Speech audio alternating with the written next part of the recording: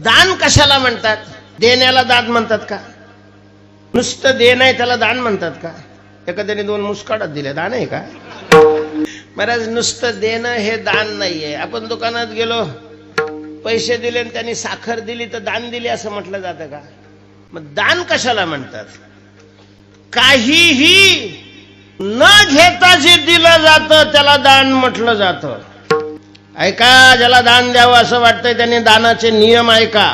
दातव्यमिति यद्दानं दीयते अनुपकारिणे. कुठल्याही दृष्टीनं त्यांनी प्रति आपल्याला फेड केली नाही पाहिजे अशाला देणं.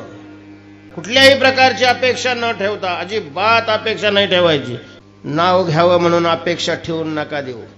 अशी अपेक्षा करून जर कोणी पंगत घालत असेल तर त्याचं नाव घेणं एवढंच त्याला फल आहे. पुन्हा पुण्याची वाट नका पाहू, कारण ते दानात मोडत नाही.